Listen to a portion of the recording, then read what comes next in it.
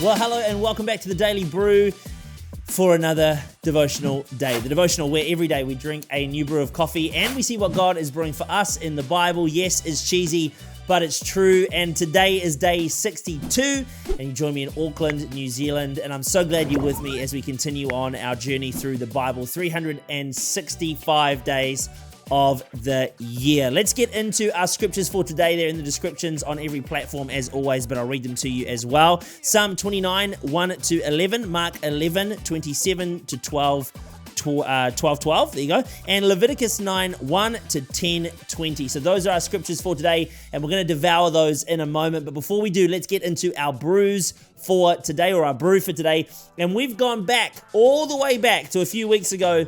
We are finishing off our Shaky Isles, which I've done today in a plunger, with the thanks to my friends at But First Coffee. So 23 grams of coffee in 340 grams of water and a brew time of 5 minutes. So that's how I've made my plunger today. And remember that I loved these ones. This was one of my favorite ones so far because of the dusted cherry tree. I don't know if you remember. Let me recap for you what we're supposed to be tasting. So it tastes like a Brazilian, Ethiopian, and Kenyan beans fondued together, brushed with malt, rolled in chocolate, then thrown into a cherry tree, cleverly disguised as a berry tree. So that's what it's supposed to feel like as I drink this drink today. And I do remember loving this as an espresso and as a filter. So I'm excited to see what our plunger tastes like today, French for plunger. Let's give this a try and see what we've got here.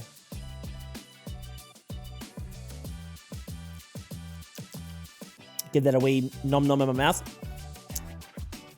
It's lovely. It's lovely because it's got the berry flavor. It's got berries popping out. It's got a lovely, like a mixed berry-esque vibe. Then you do have just, it is like a light dusting of chocolate. I'm forever amazed, not at my ability to make coffee, but just at the ability to bring good flavors out of these beans and how everybody just tastes so different. I'm trying to stay impartial. It's really good though. And, wow. You can taste the berries in there. It's still got that heavy coffee feeling to it.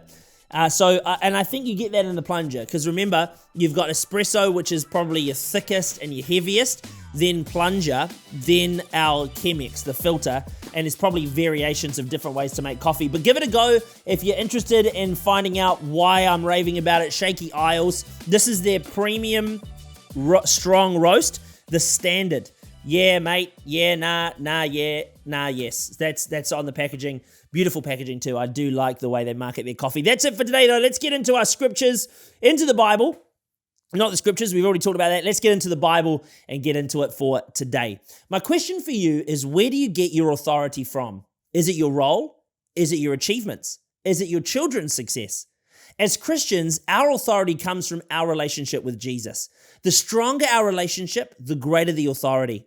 While authority has a bad taste in secular world right now because of the historic abuse of authority, I still believe in spiritual authority. And I still believe that spiritual authority carries blessing and that every believer should stand in the authority that's been given by God. It's no shock to me that there's a greater level of spiritual hunger in our world today, more so than ever before. And it's interesting how as the world becomes more connected with each other and it opens up, so too does the hunger and the knowledge and the experience of the spiritual realm increase too. What people are searching for is the relationship that we were created for. We were talking about that yesterday. Other religions have different positives and perks for people to commit to their religion, and that's fine, but there is only one true voice of authority, and that belongs to the Lord. In our psalm today, David talks about God's voice of authority, its power, its awesomeness, and its supremacy. The best posture we can adopt if we're going to hear his voice of authority is one of submission. Submission externally is a reflection of humility inwardly. That was a tongue twister. Submission externally is the reflection of humility inwardly. As we submit to his authority, we hear his voice clearly. A physical posture I like to adopt from time to time is being on my knees in prayer and in worship. David talks about falling on our knees and calling out to the glory of God. It reminds us when we're on our knees that he is greater than us, that he is higher than us, that he himself is the Lord.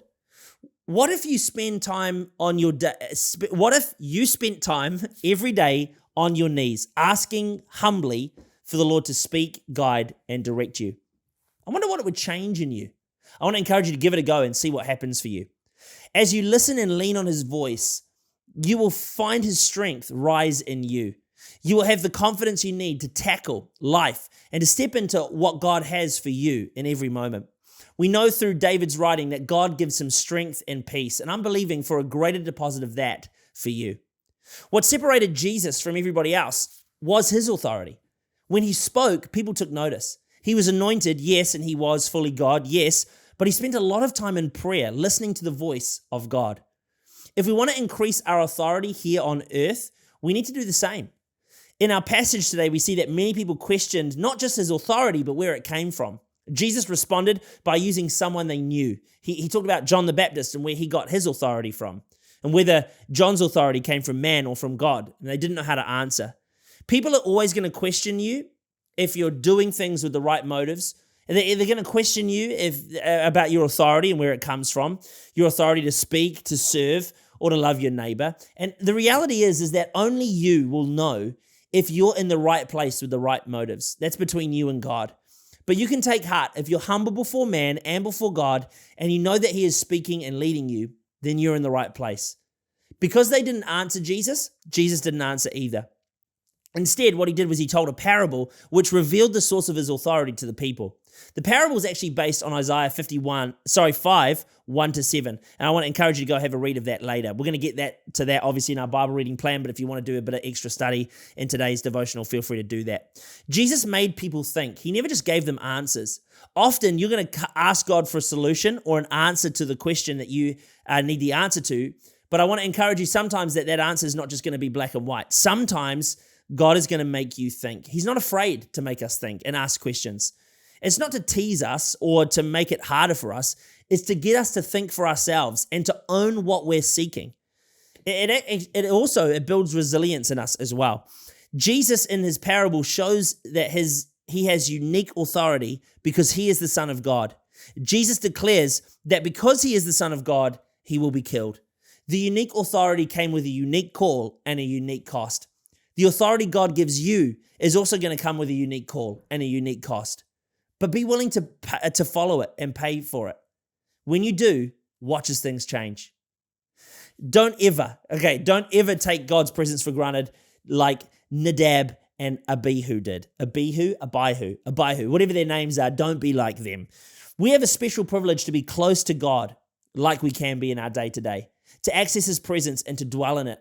However, for so many of us, we take this for granted. We don't appreciate it like the people in Leviticus did. They cheered loudly, they fell down, and they bowed in reverence, all apart from Nadab and Abihu. They didn't respond in this way. They responded like many of us do in our culture now. The problem with us is that we want relationship with God designed on our terms and in our own way. But this was never and will never be the way God designed our relationship to be. He is Lord. We don't get to dictate to God how this whole thing's going to work. If he's the Lord of our lives, then we submit to his authority and we let him guide us in the way we should go. When it comes to spending time in his presence, it's a holy and special privilege that we get with God. This is huge, and it's only because of Jesus that we can enter without fear and be in confidence with God. Jesus has a truly unique authority, as he is the sinless high priest. Again, check out Hebrews to see what is mentioned about Jesus. Through this high priest, that is Jesus, we have access to the holy presence of God without fear for death of our sin. We don't need sacrifices anymore. We have the one, perfect one, Jesus Christ. Come to the Lord today, hear his voice, receive his strength and peace, and walk in the authority that God gives you through relationship with him today. Verse of the day. Yes, verse of the day today, Mark 12:11 says, haven't you read the passage of scripture? The stones the builders rejected has become the cornerstone. Everything centers around Jesus. Don't reject him today, friend. Accept him as the center of your life and watch as your life is built around him.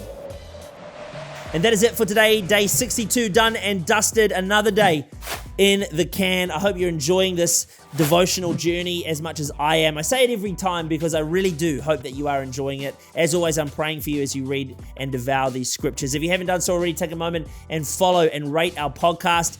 Also, if you're on YouTube, subscribe and feel free to click the bell so you never miss a devotional on our devotional journey. Tomorrow, it's the 7th day, so we're going to have another cold brew, cold can, iced coffee, whatever.